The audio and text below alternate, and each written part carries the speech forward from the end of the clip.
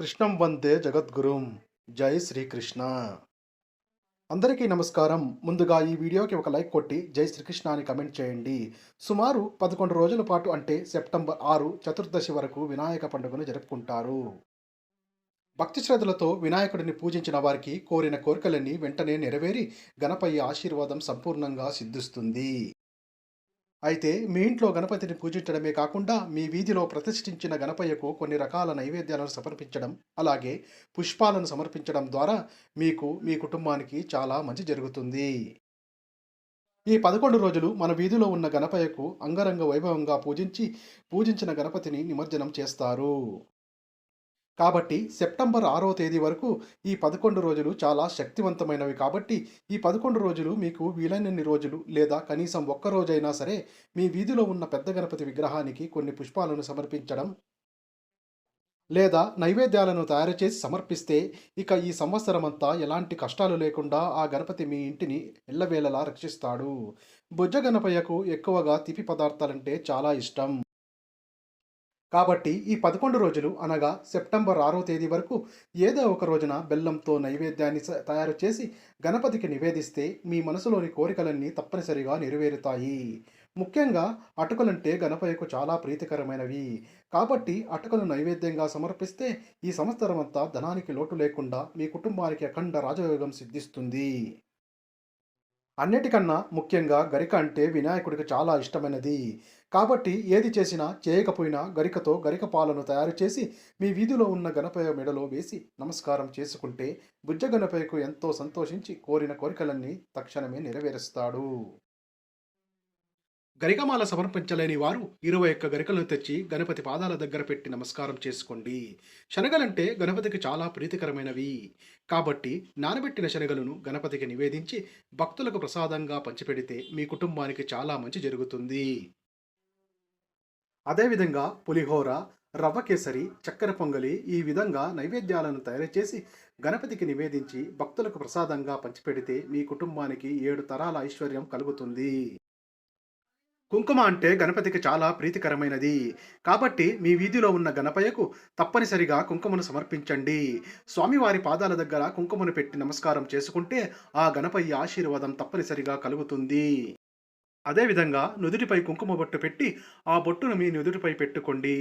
ఇక మీకు విపరీతమైన అదృష్టం కలిసి వచ్చి పట్టిందల్లా బంగారమయమవుతుంది. ప్రతి పనిలోనూ విజయాలు సాధిస్తారు.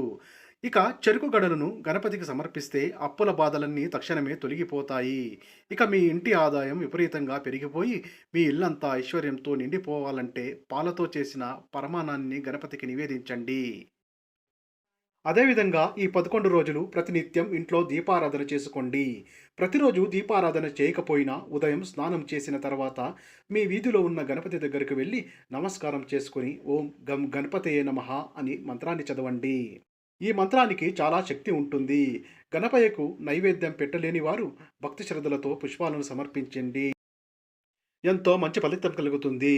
ఎరుపు రంగు అంటే గణపతికి ఇష్టమైన రంగు. కాబట్టి మీ వీధిలో ఉన్న గణపయ్యకు ఎరుపు రంగు పుష్పాలను సమర్పించి స్వామివారి అనుగ్రహాన్ని సులభంగా పొందండి. మరీ ముఖ్యంగా మందార పూలు, గన్నేరు పూలు, అలాగే గులాబీ పూలను సమర్పిస్తే వినాయకుడు ఎంతో సంతోషిస్తాడు. ఇక వ్యాపారాలు చేసేవారు ఎక్కువ లాభాలు రావాలంటే బెల్లం అన్నాన్ని తయారు చేసి గణపతికి సమర్పించండి. ఇక మనలో చాలామందికి ఏ పని చేసినా అసలు కలిసి రాదు. ఏదో ఒక ఆటంకం ఎదురవుతూనే ఉంటుంది. అలాంటి వారు మీ వీధిలో ఉన్న గణపతికి అరటిపండును సమర్పించండి. జిల్లేడు ఆకులు అలాగే జమ్మి ఆకులంటే గణపతికి ప్రీతికరమైనది. కాబట్టి జిల్లేడు ఆకులను కానీ గణపతి పాదాల దగ్గర పెట్టి ఓం విఘ్నేశ్వరాయ నమః అనే మంత్రాన్ని చదవండి. వినాయకుడు త్వరగా సంతృప్తి చెంది మీ కోరికలన్నీ ఖచ్చితంగా నెరవేరుస్తాడు. 11వ తేదీ చతుర్దశి వరకు చాలా పవిత్రమైన రోజులు కాబట్టి ఈ 11 రోజుల పాటు దాన ధర్మాలు చేయడం, గోవును పూజించడం ద్వారా ముక్కోటి దేవతల ఆశీర్వాదం కలుగుతుంది. మరీ ముఖ్యంగా శనగపప్పులో పంచదారను కలిపి గోమాతకు తినిపిస్తే ముక్కోటి దేవతల సంతృప్తి చెందుతారు. కోటి జనముల పుణ్యం లభిస్తుంది. బాగా డబ్బు సంపాదించి త్వరగా ధనవంతులవ్వాలని కోరుకునేవారు గోమాతకు పచ్చిగడ్డిని ఆహారంగా తినిపించండి.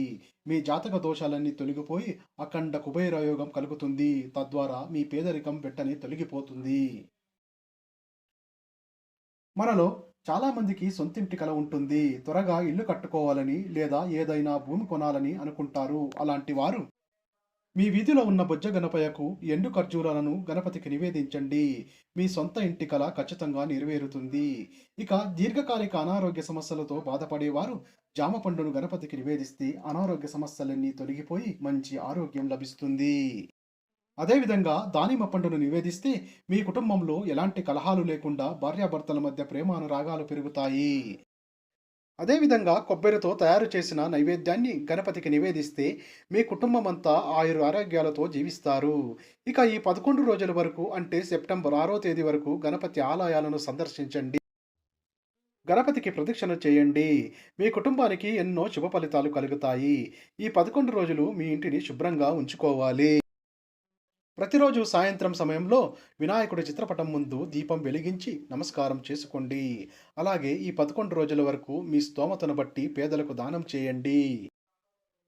రెట్టింపు పుణ్యం దక్కుతుంది. గణపతి విగ్రహాన్ని నిమజ్జనానికి తీసుకెళ్లే ముందు ప్రతి ఒక్కరూ 9 గుంజీలు తీసి గణపయ్యకు నమస్కారం చేసుకుంటే చాలా మంచిది. ఈ విధంగా ఆగస్టు 27 నుండి సెప్టెంబర్ 6వ తేదీ వరకు మీ వీధిలో ఉన్న గణపయ్యను పూజిస్తే ఈ సంవత్సరమంతా అష్టైశ్వర్యాలు కలుగుతాయి. ఈ వీడియో గనక మీకు నచ్చినట్లయితే ఒక లైక్ చేయండి, షేర్ చేయండి, సబ్స్క్రైబ్ చేసుకోండి. Thank you for watching. Survey జన సుఖినో భవంతు.